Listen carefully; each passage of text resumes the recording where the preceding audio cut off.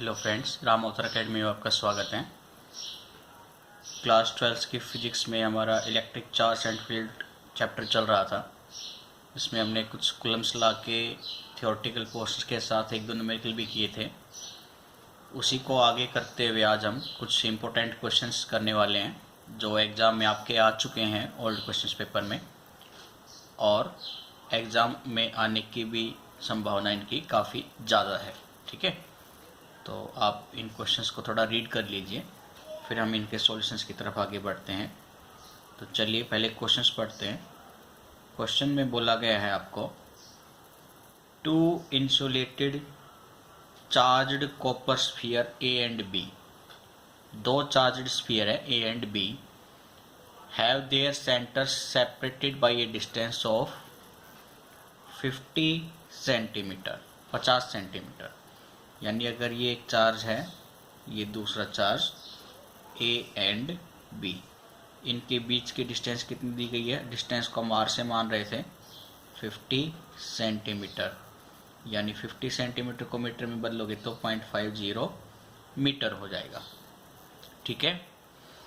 What is the mutual force of electrostatic repulsion if the charge on each is, दोनों के ऊपर charge. ठीक है, यानी Q1 और Q2 दोनों का चार्ज क्या है? 6.5 इंटू 10⁻⁻7 कूलम। डिस्टेंस कितनी दी हुई है? 0.50 meter. What is the mutual force of electrostatic repulsion? ठीक है, तो आपको फोर्स ऑफ रिपल्शन पूछा गया है F। ये होता है Q1 इंटू Q2 अपॉन में R स्क्वेयर, और जहाँ पे K की वैल्यू किसके बराबर थी? 1/4 पाई एप्सिलॉन नॉट, यानी 9 इंटू 10⁹ के। ठीक है, अब अगर आप ये सारी वैल्यू निकालेंगे तो मैं यहाँ से electrostatic force of repulsion calculate कर लेता हूँ। ठीक है, तो इलेक्ट्रोस्टैटिक फोर्स ऑफ रिपल्शन आपकी आएगी F। अब यहाँ पे मीडियम कुछ भी नहीं दिया गया है कि किस मीडियम में रखा गया है। ठीक है, तो मैं ये एयर मीडियम में मान लेता हूँ। ठीक है, नॉर्मली हम इसको एयर मीडियम में मान के चलेंगे, तो मैं कहूँगा force of repulsion when particles are placed in air medium. तो ये वैल्यू इस फॉर्मूले में रखने पर आपकी सॉल्यूशंस में रखेंगे तो Q1 Q2 की वैल्यू 6.5 10⁻⁻7, 6.5 10⁻⁻7, डिस्टेंस का स्क्वायर यानी 0.50 का स्क्वायर। ये इसको सिंप्लीफाई करेंगे तो ये वैल्यू आपकी 1.5 इंटू 10⁻⁻2 न्यूटन आएगी। यानी इतना फोर्स, रिपल्शन फोर्स फील हो रहा है दोनों ए और बी चार्ज पार्टिकल्स के बीच। आगे बोला गया है, also compare this force with their mutual gravitational attraction if each weighs 0.5 kg। यानी दोनों के बीच में ग्रेविटेशनल फोर्स और निकालना है आपको।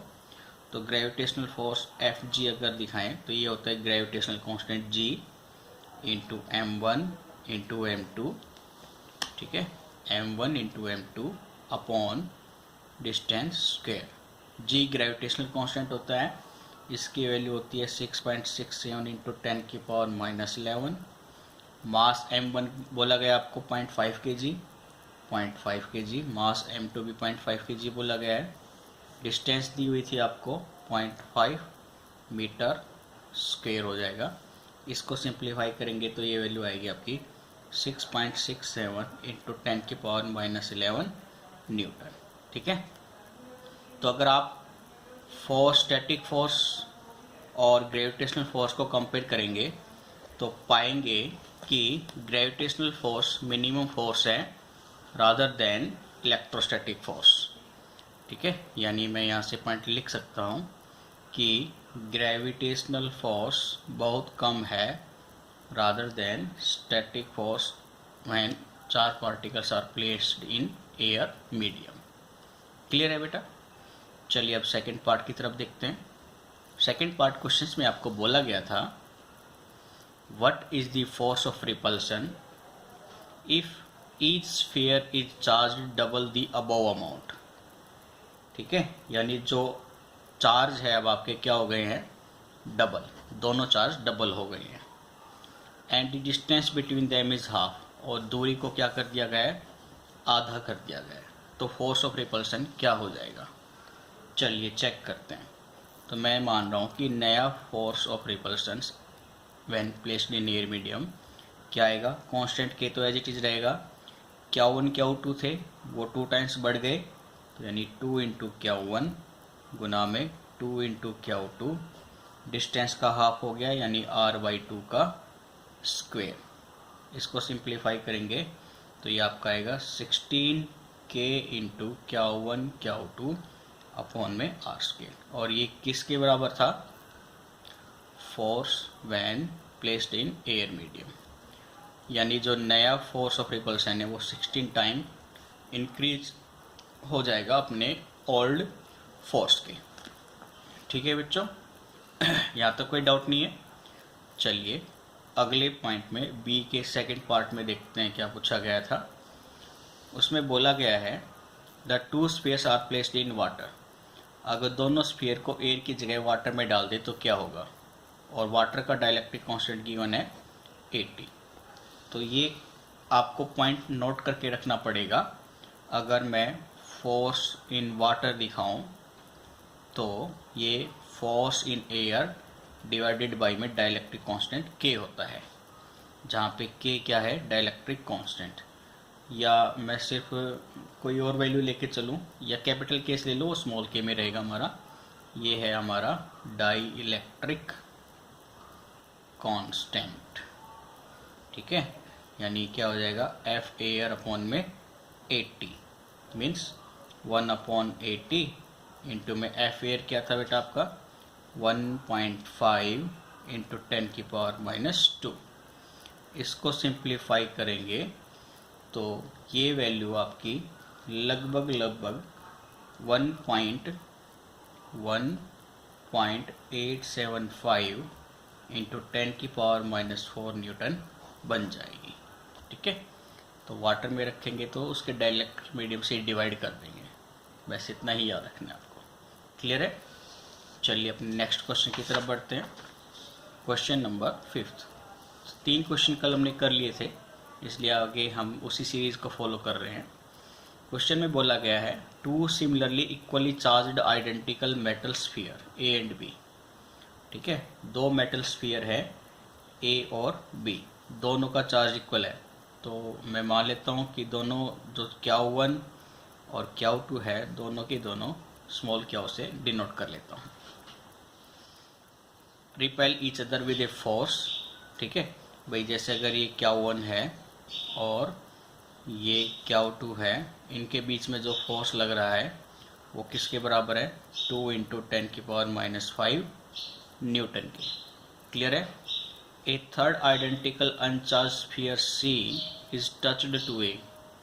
आइडेंटिकल का मतलब है यहाँ पर सेम साइज, जो A और B स्फीयर का है उसके जितना ही साइज C स्फीयर का होगा। ठीक है, अब अगर आप मान लीजिए ये कोई Q चार्ज है A स्फीयर पर, एक B है जिसके पर कोई चार्ज नहीं है, अगर आप इनको टच कराएंगे अब, ठीक है, तो टच कराने के बाद दोनों के ऊपर चार्ज डिस्ट्रीब्यूशंस इक्वल हो जाएगा, हाफ हाफ हो जाएगा। ठीक है, तो ये कंसेप्ट आपको याद रखना है।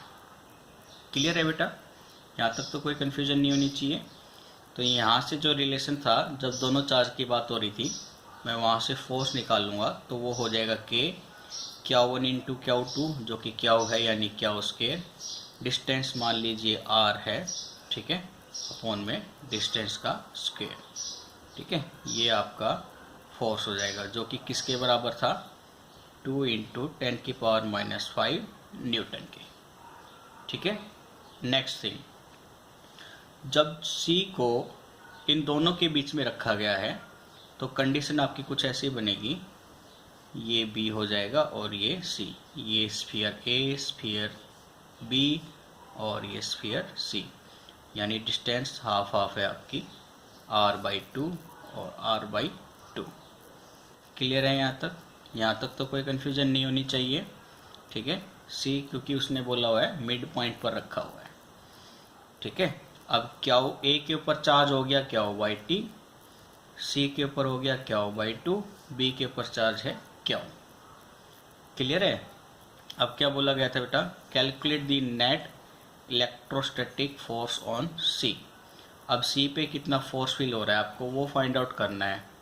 अब देखिए तीनों पे पॉजिटिव चार्ज है, ए भी इसको रिपेल करेगा इस डायरेक्शन में ए से बी की तरफ, बी चार्ज इसको रिपेल करेगा इस डायरेक्शन में बी टू ए, और ए रिपेल कर रहा था ए टू बी की डायरेक्शन में। ठीक है, तो हम ये दोनों कैलकुलेट कर लेते हैं बच्चों। तो हम कह रहे हैं फोर्स ऑन, पहले कैलकुलेट कर लेते हैं, force on C due to charge A. ठीक है, तो ये क्या वैल्यू आएगी, q into q by two, q by two, दोनों का q by two q by two है तो इसका स्क्वायर हो जाएगा डिवाइडेड बाई डिस्टेंस का स्क्वायर। तो ये वैल्यू आप सोल्व करेंगे तो ये आएगी के क्याओ स्क्वायर अपन में आर स्क्वायर। ठीक है, और चार्ज की डायरेक्शन क्या हो जाएगी, फोर्स की डायरेक्शन फ्रॉम ए टू सी।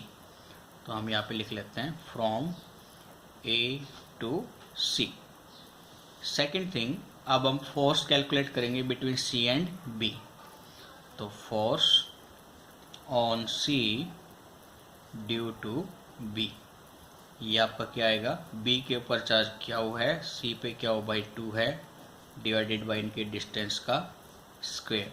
ये वैल्यू आ जाएगी आपकी के टू क्या हो स्क्वायर अपॉन में are square along C to B. ठीक है, along B to C, B to C. ठीक है, चलिए अब हम रिजल्टेंट फोर्स निकालेंगे कि रिजल्टेंट फोर्स कितना है। तो आपको पता है सी की तरफ ही होगा डायरेक्शन में, तो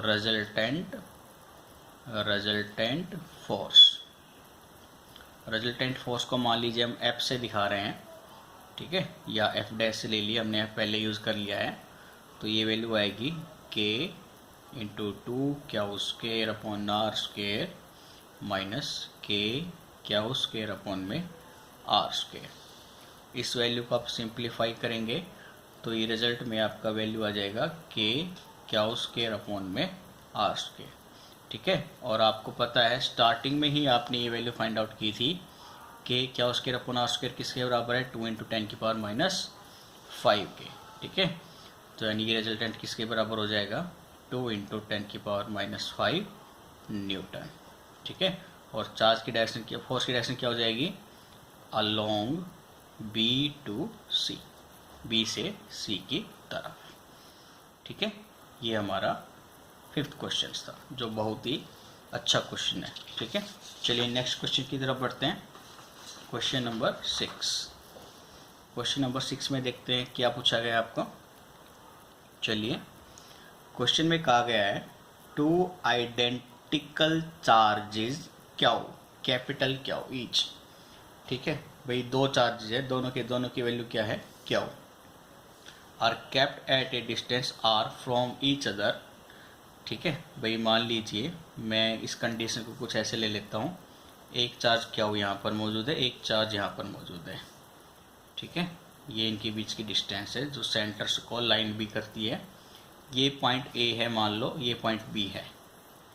ठीक है, चलिए आगे, a third charge q is placed on the line joining the about two charges.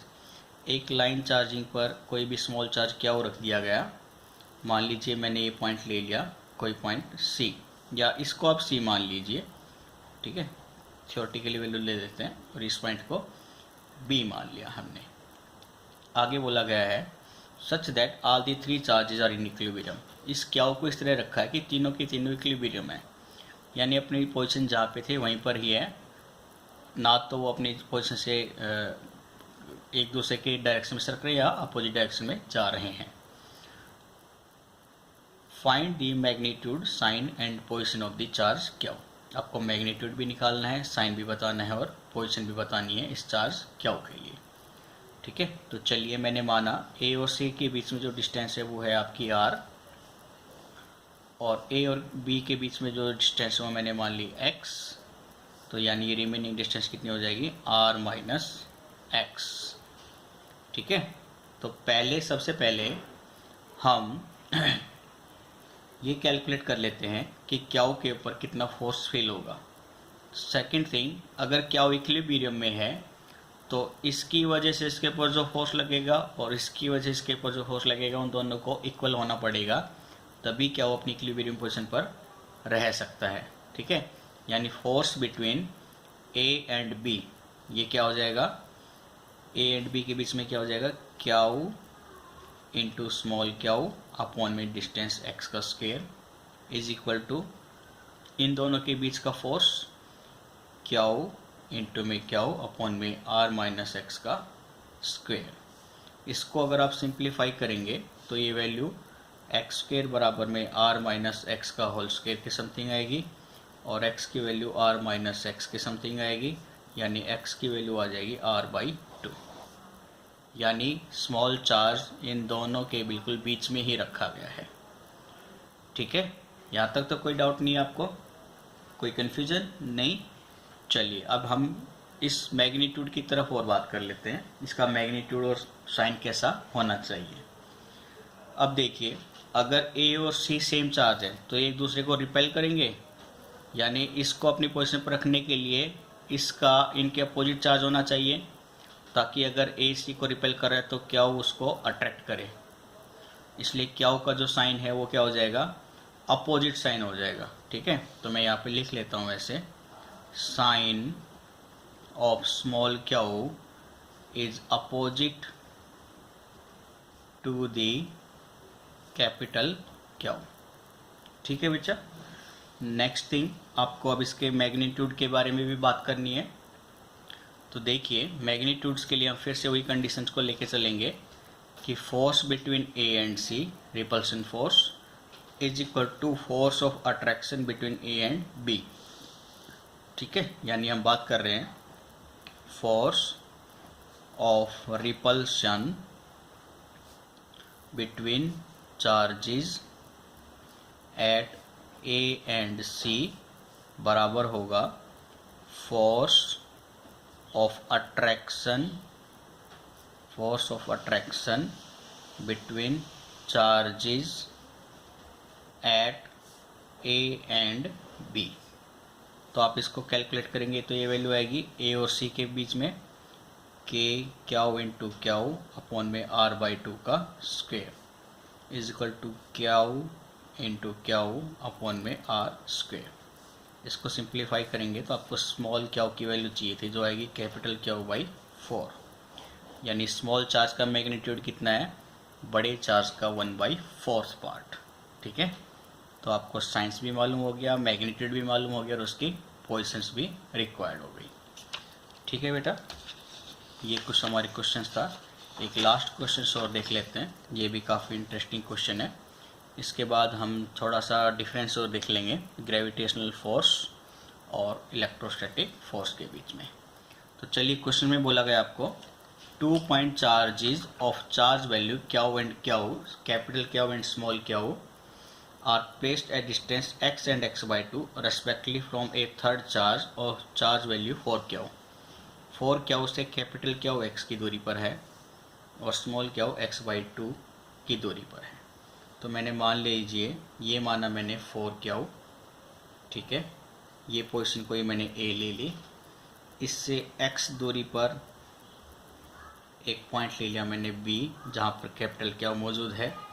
ठीक है, ये x डिस्टेंस पर है, उसके x/2 यानी बीच में ये कोई लोकेशन मैंने c मान ली। यहाँ पे आपका स्मॉल चार्ज क्याऊ मौजूद है, इसके बीच की डिस्टेंस है x/2। ठीक है, क्लियर है यहाँ तक। Next, all charges being in the same straight line, तीनों स्ट्रेट लाइन पर है। Calculate magnitude and nature of charge Q, इसका मैग्नीट्यूड और नेचर बताना है आपको। Such that net force experience by the charge Q is 0, कि इसके ऊपर जो फोर्स व्हील होगा वो क्या होना चाहिए, 0। चलिए देखते हैं। ठीक है, अब देखिए, for the equilibrium of charge Q, इसके इक्विलिब्रियम के लिए the charge Q must have the same sign as that of Q. ठीक है, इसको इक्विलिब्रियम में रखने के लिए इसका साइन बिल्कुल इसके या इसके बराबर होना चाहिए।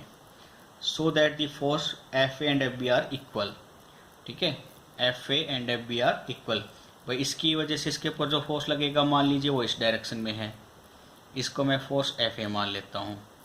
इस चार्ज के ऊपर इस कैपिटल क्यू की वजह से जो फोर्स होगा वो इस डायरेक्शन में होगा। ठीक है, यानी मैंने मान लीजिए फोर्स एफ बी है। अगर ये दोनों फोर्स अपनी इक्विलिब्रियम पर होगा तभी तो कैपिटल क्यू स्मॉल क्यू भी अपनी वो लोकेशन पर ही रखा रहेगा। समझ में आ रहा है मैं क्या कहना चाह रहा हूँ? कि आपको बोला गया है magnitude nature of charge Q such that net force extend by the Q is 0। इसकी वजह से इस पे जो फोर्स लग रहा है बराबर होना चाहिए इसकी वजह से इसके ऊपर फोर्स के। ठीक है, यानी एफ ए बराबर होना चाहिए एफ बी के। एफ ए बी की वैल्यू क्या आएगी 1/4 pi epsilon naught 4 Q into small Q distance x/2 का square is equal to 1/4 pi epsilon naught small Q capital Q divided by x/2 का square. क्योंकि ये x/2 है तो यहाँ से यहाँ तक लोकेशन पे कितनी बचेगी x/2। ठीक है, इसको अगर आप सिंप्लीफाई करेंगे तो कैपिटल क्यू आपका 4 टाइम्स स्मॉल क्यू आ जाएगा।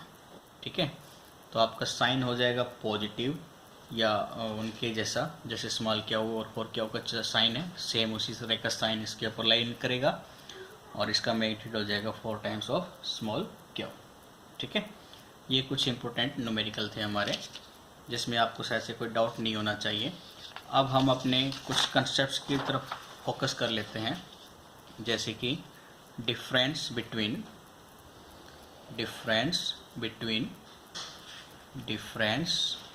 और similarity between electrostatic and gravitational forces. ठीक है, इन दोनों के बीच में सिमिलरिटी और डिफरेंसेस देख लेते हैं। तो सबसे पहले हम बात करते हैं सिमिलरिटीज़ के बारे में। सिमिलरिटीज़ में देखिए फर्स्ट पॉइंट अगर आप लेके चलेंगे तो दोनों के दोनों फोर्स इन्वर्सली प्रोपोर्शनल है उनके डिस्टेंस के स्क्वायर के। आर क्या है? उन दोनों ऑब्जेक्ट के बीच की डिस्टेंस, पहली सिमिलरिटी। सेकंड, दोनों के दोनों प्रोपोर्शनल है मास या चार्ज के, तो मैं लिख देता हूँ ये both forces are proportional to product of masses और चार्जेस। ठीक है, या तो मास के या चार्ज के प्रोडक्ट के डायरेक्टली प्रोपोर्शनल है। थर्ड पॉइंट्स आपको पता है सेंट्रल फोर्सेज है दोनों की दोनों, क्योंकि सेंट्रल से लाइन को लाइन करते हैं, तो both are central forces. Clear है? साथ ही दोनों के दोनों कंजर्व फोर्स भी हैं, तो बोथ आर कंजर्वेटिव फोर्सेस। दोनों के दोनों कैसे फोर्स हैं? कंजर्वेटिव, मीन्स ये उस पाथ के ऊपर डिपेंड नहीं करते जिस पाथ को ये फॉलो करते हैं। क्लियर है? सेकंड थिंग, लास्ट पॉइंट इसी में सिमिलरिटीज में लास्ट पॉइंट आपका हो जाएगा, फिफ्थ पॉइंट हो जाएगा आपका बच्चों, बोथ फोर्सेस आर ऑपरेट या both forces are operate can operate in vacuum. ठीक है, वैक्यूम में दोनों के दोनों फोर्स ऑपरेट हो सकते हैं। डिसिमिलरिटी देखिए, सिमिलैरिटीज इन दोनों के बीच में क्या डिफरेंस है उस पर फोकस करते हैं। फर्स्ट थिंग, ग्रेविटेशनल फोर्स तो अट्रैक्टिव फोर्स होता है। ग्रेविटेशनल फोर्स ये किस तरह का फोर्स है बच्चों? अट्रैक्टिव। ठीक है, हमेशा अट्रैक्टिव नेचर होता है। लेकिन इलेक्ट्रोस्टैटिक फोर्स ये आपका अट्रैक्टिव भी हो सकता है और रिपल्सिव भी हो सकता है। ठीक है, सेकेंड डिसिमिलरिटी देखिए कि ग्रेविटेशनल फोर्स डिपेंड नहीं करता नेचर ऑफ द मीडियम। ठीक है, जो gravitational gravitational force does not depends upon nature of medium। ठीक है, जबकि हमने देखा था इलेक्ट्रोस्टैटिक फोर्स मीडियम के ऊपर डिपेंड करता है। क्लियर है। थर्ड पॉइंट कि इलेक्ट्रोस्टैटिक फोर्स उससे ग्रेविटेशनल फोर्स से काफ़ी स्ट्रॉन्ग होता है। Electrostatic force is much stronger than gravitational force. ठीक है, इसका अगर आप एग्जांपल देना चाहें तो जैसे आप कॉम्ब से जब आप स्ट्रा के पार्टिकल या छोटे पार्टिकल उठाते हैं तो वो इलेक्ट्रोस्टैटिक फोर्स है, और किसके अपोजिशन उठाते हैं, ग्रेविटेशनल फोर्स के, कि अर्थ की ग्रेविटी उसको अट्रैक्ट नहीं कर पा रही है, उससे ज़्यादा कहीं फोर्स इलेक्ट्रोस्टैटिक फोर्स लग रहा है। तो ये आप इसका एग्जांपल दे सकते हैं। ठीक है, ये कुछ हमारे न्यूमेरिकल्स और बेसिक पॉइंट्स ऑफ व्यू के हिसाब से हमने कुछ पॉइंट्स डिस्कस किए थे दोनों फोर्सेज के बीच में। इसके आगे के टॉपिक हम नेक्स्ट क्लास मंडे को करेंगे। संडे को हमारी क्लास ऑफ रहेगी, वहाँ पर हम कुछ न्यूमेरिकल्स और फिर से डेरिवेशंस पॉइंट ऑफ व्यू पे फोकस करेंगे। आई होप आप लोगों को वीडियो पसंद आ रही होगी, काफ़ी बेनिफिशियल भी हैं हमारी ये वीडियोस, और आप लोग अपने ही चैनल को ज़्यादा से ज़्यादा सब्सक्राइब भी करें, फ्रेंड्स के साथ शेयर करें वीडियो को, और लाइक ज़रूर करें, और हमारा मोटिवेशन बढ़ाएं ज़्यादा से ज़्यादा बच्चे जुड़कर, ताकि हम आप लोगों को और अच्छा मटेरियल प्रोवाइड करा सकें। तो आज की वीडियो को हम इतना ही रखेंगे। आपको कोई डाउट आता है तो कमेंट बॉक्स में ज़रूर डालें। ठीक है, okay, take care, bye bye.